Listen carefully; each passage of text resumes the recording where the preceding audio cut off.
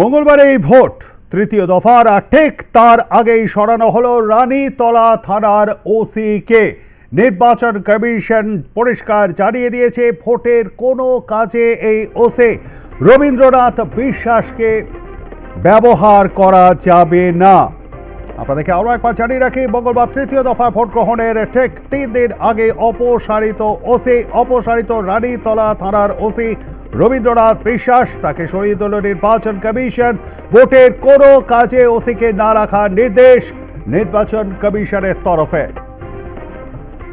আমরা বিষয়ে আরো বিস্তারিত জানবো। আমাদের সঙ্গে রয়েছেন আমাদের প্রতিনিধি সঞ্জু, আমি তোমার থেকে যেটা জানবার চেষ্টা করবো, ঠিক কি জানিয়েছে নির্বাচন কমিশন?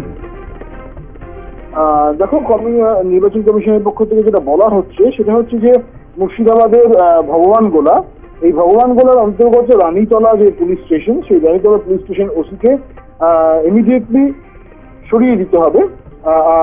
গতকাল এই রাত্রিবেলায় এই নির্দেশিকা জারি করা হয়েছে। তোমার নিশ্চয় স্মরণে আছে, কিছুদিন রামনবমীকে কেন্দ্র করে ভগবানগোলার যে জায়গাগুলোর মধ্যে অশান্ত হয়েছিল সেটা এই রানীতলা থানার মধ্যেই পড়ে।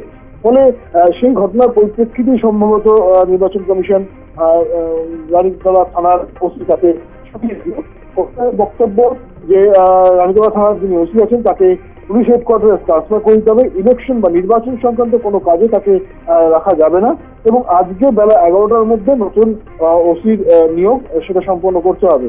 ফলে এটা বলা যেতে পারে যে গত সপ্তাহে আমরা দেখেছিলাম যে ডায়মন্ড হারবার এবং আনন্দপুর থানার ওসি বদলের পর এবার মুর্শিদাবাদ জেলার ভগবানগোলা, যেখানে উপনির্বাচনও রয়েছে এবং তার সঙ্গে সঙ্গে মুর্শিদাবাদ লোকসভার নির্বাচনও রয়েছে আগামী 7 তারিখ, সেই এলাকার রানীতলা থানার ওসিকে সরিয়ে দেওয়ার সিদ্ধান্ত নিল নির্বাচন কমিশন। ধন্যবাদ আমাদের সঙ্গে থাকবার জন্য সঞ্জু। কথা বলছিলাম আমাদের প্রতিনিধি সঞ্জু সুরের সঙ্গে এবং তার থেকে আপনারা বিস্তারিত শুনলেন।